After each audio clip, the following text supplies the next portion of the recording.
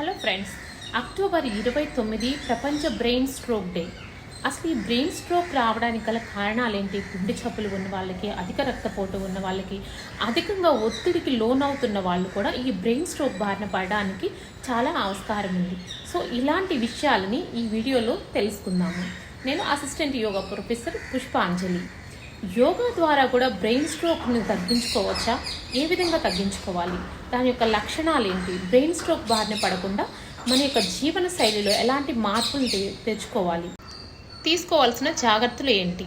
మా ఛానల్ కనుక first time visit చేసినట్లయితే వెంటనే సబ్స్క్రైబ్ చేసుకోండి, లైక్ కామెంట్ చేయండి. 10 మందికి ఉపయోగపడుతుంది కాబట్టి ఈ వీడియోని షేర్ చేయడం అస్సలు మర్చిపోవద్దు. ఇంకా మన వీడియోలోకి వెళ్ళిపోదాం. Simple yoga stretches, hatha yoga, therapeutic yoga మీకు ఎంతగానో ఉపయోగపడుతుంది. వజ్రాసనము, cat and cow pose, meditation, anuloma viloma pranayama, భ్రామరి, అలానే ఓంకారం చాంటింగు, మెడిటేషన్, యోగ నిద్ర, శవాసన, ఇవన్నీ కూడా మీ బ్రెయిన్ హెల్త్ని మంచిగా ఉంచడానికి, బ్రెయిన్ స్ట్రోక్ బారిన పడకుండా ఉండడానికి ఎంతగానో ఉపయోగకరంగా ఉంటాయి. అసలు ఈ బ్రెయిన్ స్ట్రోక్ ప్రధాన కారణాలు ఏంటని చూసినట్లయితే అధిక రక్తపోటు స్ట్రోక్కు ప్రధాన కారణంగా ఉంటుంది. ఇది కాలక్రమేణా రక్తనాళాలను దెబ్బతీస్తుంది మరియు బలహీనపరుస్తుంది. ఆల్రెడీ గుండె జబ్బులు ఉన్నట్లయితే ఈ కర్ణికా దవడ వంటి పరిస్థితులు గుండెల్లో రక్తం గడ్డ కట్టడానికి కారణమవుతుంది. ఇది మెదడుకు ప్రయాణించే స్ట్రోక్కు కారణమవుతుంది. అంటే రక్తం అనేది హార్డ్గా, రక్తనాళాలు కుచించుకుపోవడం వల్ల రక్తం హార్డ్గా తయారవుతుంది. అలానే ధూమపానము రక్తనాళాలను దెబ్బతీస్తుంది, వాటిని ఇరుకుగా చేస్తుంది మరియు రక్తం గడ్డ కట్టడం మరియు రక్తస్రావం ప్రమాదాన్ని పెంచుతుంది. ఆల్కహాల్ వల్ల కూడా ఇలాంటి ఇబ్బందులే ఉంటాయి. డయాబెటీస్ అధిక రక్తం చక్కెర స్థాయిలను రక్తనాళాలను దెబ్బతీస్తుంది, స్ట్రోక్కి కారణమవుతుంది.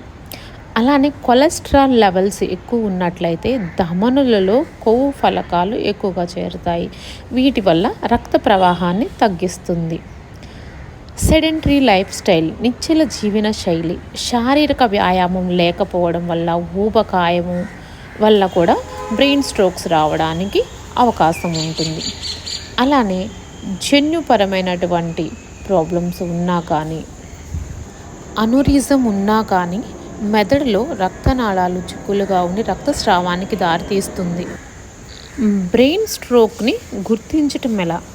సాధారణంగా ముఖము, చెయ్యి లేదా కాలు, ముఖ్యంగా ఒకవైపు ఆకస్మికంగా బలహీనపడము లేదా తిమ్మిరవ్వడము, గందరగోళము, మాట్లాడడంలో లేదా మాటను అర్థం చేసుకోవడంలో ఇబ్బంది, 1 లేదా 2 కళ్ళల్లో దృష్టి సమస్యలు, ఇతర సాంకేతికాలు, అకస్మాత్తుగా తలదిరగడము, నడవడంలో ఇబ్బంది, సమతుల్యత కోల్పోవడము మరియు ఎటువంటి కారణము లేకుండా అకస్మాత్తుగా తీవ్రమైన తలనొప్పి, భరించలేనంత తలనొప్పి, ఇలాంటి సంకేతాలు మీకు కనిపిస్తూ ఉన్నట్లయితే అది బ్రెయిన్ స్ట్రోక్గా అనుమానించవచ్చు.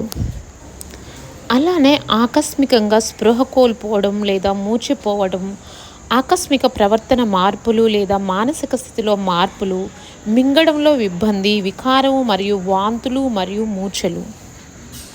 బ్రెయిన్ స్ట్రోక్ని నివారించడానికి జీవన శైలిలో కొన్ని మార్పులు చేసుకోవడం, కొన్ని ముఖ్యమైన ఆరోగ్య పరిస్థితులను నియంత్రించడం చాలా అవసరం. దాదాపు 80% స్ట్రోకులను ఆరోగ్యకరమైన జీవన శైలితో నివారించవచ్చని నిపుణులు చెప్తున్నారు. ఆరోగ్యకరమైన ఆహారం, తాజా పండ్లు, తాజా కూరగాయలు, తృణధాన్యాలు, తక్కువ కొవ్వు ఉన్న పాలు ఉత్పత్తులు, అధికంగా ఉండే ఆహారాలు తీసుకోవాలి. క్రమం తప్పకుండా వ్యాయామం చేయాలి. ప్రతిరోజు కనీసం 30 నిమిషములు నడక, సైక్లింగ్ లేదా యోగా వంటి మితమైన వ్యాయామాలు చేయాలి. స్ట్రెస్ఫుల్గా ఉండే వ్యాయామాలు ఏమీ చేయకూడదు. వ్యాయామానికి మధ్య చిన్న గ్యాప్ ఇచ్చి బ్రీతింగ్ ఎక్సర్సైజెస్ చేస్తూ ఉండాలి. చక్కగా మెడిటేషన్, ధ్యానం చేస్తూ ఉండాలి. సహజమైనటువంటి శ్వాసని గమనిస్తూ ఉండాలి. భ్రామరి ప్రాణాయామ, భ్రమరనాదాన్ని చేయడం వల్ల బ్రెయిన్ సెల్స్ అనేది స్టిమ్యులేషన్ జరుగుతుంది. బ్రెయిన్లో ఉన్నటువంటి ఒత్తిడి, అలజడులన్నీ కూడా బయటికి పోయి బ్రెయిన్ అంతా కూడా రిలాక్స్డ్గా అనిపిస్తూ ఉంటుంది. అలానే ధూమపానం, మద్యపానానికి దూరంగా ఉండాలి. అధికంగా మద్యం తాగడం రక్తపోటును పెంచుతుంది. పురుషులు రోజుకు 2 గ్లాసులు మించి, మహిళలు 1 గ్లాసుకు మించి తీసుకోకుండా చూడాలి. అసలు చెప్పాలంటే నేను ఇది కూడా తీసుకోవద్దనే చెప్తాను. పొగాకు కూడా చాలా దూరంగా ఉండాలి. ధూమపానం, పొగాకు ఉత్పత్తులు తీసుకోవడం మానేయాలి. ఎందుకంటే అవి రక్తనాళాలని దెబ్బతీస్తాయి. శారీరక వ్యాయామాల ద్వారా బరువుని నియంత్రణలో ఉంచుకోవాలి. అధిక బరువు లేదా ఊబకాయము స్ట్రోక్ ప్రమాదాన్ని పెంచుతుంది. బరువు తగ్గడం వల్ల స్ట్రోక్ ప్రమాదం అనేది తగ్గుతుంది. రక్తపోటు లెవెల్ను, అధిక కొలెస్ట్రాల్ను, మధుమేహము రెగ్యులర్గా చెకప్ చేసుకుంటూ డాక్టర్ యొక్క పర్యవేక్షణలో డాక్టర్ యొక్క సలహాలు తీసుకొని మాత్రలు వాడవలసి ఉంటుంది. గుండె జబ్బులు, గుండె కొట్టుకోవటంలో అసాధారణాలు, ఇతర గుండె జబ్బులు ఉన్నవారు వైద్యుడి సలహా ప్రకారం చికిత్స తీసుకోవాల్సి ఉంటుంది. క్రమం తప్పకుండా వైద్య పరీక్షలు చేసుకోవాల్సి ఉంటుంది. ఒత్తిడి అనేది మెడ కండరాల దగ్గర బాగా ఉంటుంది. మెడ కండరాలను ఈ విధంగా వీడియోలో చూపిస్తున్నట్లుగా సింపుల్ స్ట్రెచెస్ చేస్తూ ఉన్నట్లయితే అక్కడ ఉన్నటువంటి స్ట్రెస్ అంతా కూడా వెళ్ళిపోతూ ఉంటుంది. శ్వాస తీసుకుంటూ పైకి, శ్వాస విడిచిపెడుతూ క్రిందికి, ఈ విధంగా మెడ కండరాలకి ఎక్సర్సైజ్ చేయవలసి ఉంటుంది. అలానే కుడివైపుకి, ఎడమ వైపుకి స్ట్రెచ్ చేయాలి. నెక్ భాగాన్ని ఈ విధంగా 4 to 6 టైమ్స్ చేయాలి. అలానే నెక్ రొటేషన్ని, తలని ఈ విధంగా వీడియోలో చూపిస్తున్నట్లు రౌండ్గా clockwise 4 times, anti clockwise 4 times త్రిప్పాలి. దీనివల్ల మెడ కండరాలన్నీ కూడా విశ్రాంతి పొందితే అక్కడ ఉన్నటువంటి స్ట్రెస్ అంతా కూడా రిలీజ్ అవుతూ ఉంటుంది. మనం అబ్జర్వ్ చేసినట్లయితే స్ట్రెస్గా ఉన్నప్పుడు చూడండి, వెనక నెక్ అంతా కూడా పెయిన్ అనిపిస్తూ ఉంటుంది కదా, అంటే ఈ ప్రాంతం నుండి కూడా స్ట్రెస్ ఎక్కువగా ఉంటుంది. కాబట్టి ఆ స్ట్రెస్ అనేది రిలీజ్ అవుతూ ఉంటుంది ఈ ఎక్సర్సైజ్ చేయడం వలన. ఇలా క్రమం తప్పకుండా వ్యాయామం చేస్తూ ఉండాలి. అలసిపోయినప్పుడు నిదానంగా ముక్కు ద్వారా శ్వాస తీసుకొని నోటి ద్వారా శ్వాసని విడిచిపెడుతూ ఉండాలి.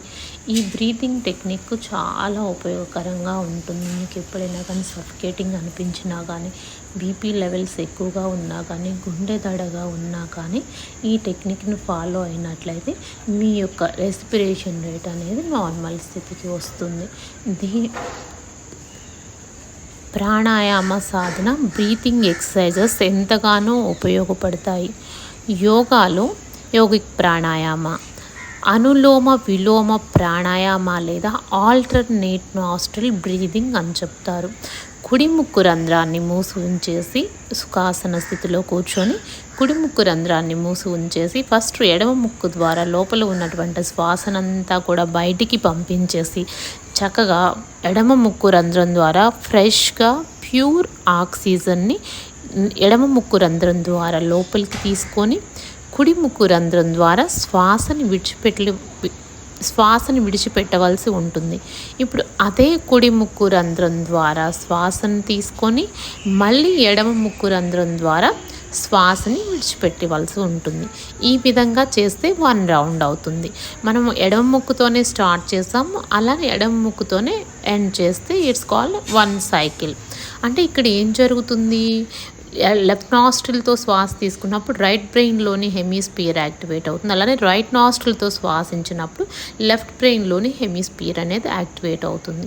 బ్రెయిన్ అనేది రిలాక్స్డ్గా ఉంటుంది అన్నమాట. స్ట్రెస్ అంతా కూడా వెళ్ళిపోతుంది. తర్వాత యోగాలో శవాసన లేదా కార్పస్ పోజ్ అంటాము. ఇది చాలా డీప్ రిలాక్సేషన్ టెక్నిక్ అన్నమాట. మంచి రిలాక్సేషన్ ఇస్తుంది. మీరు శవాసన స్థితిలో ఒక 2 minutes 3 minutes అట్లా రిలాక్స్ అవుతూ ఉండాలి. తర్వాత బాడీ మైండ్ అంతా కూడా రిలాక్స్ అయిన తర్వాత కాన్షియస్లోనే ఉంటూ డీప్ రిలాక్సేషన్ టెక్నిక్, అంటే మనసు అవేర్నెస్లోనే ఉంటుంది కానీ శరీరం అంతా కూడా విశ్రాంతి పొందుతూ ఉంటుంది. దీన్ని యోగాలో యోగ నిద్ర అంటారు. ఇది ఒక అద్భుతమైనటువంటి టెక్నిక్ అన్నమాట. ఈ యోగ నిద్రని పెర్ఫామ్ చేయడం వల్ల మనం నైట్ సౌండ్ స్లీప్ 8 hours నిద్రపోతే ఏ విధంగా సౌండ్ స్లీప్ ఉండి బాడీ మైండ్ రిలాక్స్ అవుతుందో, రెజొనేట్ అవుతుందో, ఆ విధంగా ఈ యోగ నిద్రని ఒక 1/2 hour 1 hour చేస్తున్నట్లయితే ఈ బాడీ మైండ్ అంతా కూడా చాలా ఫ్రెష్గా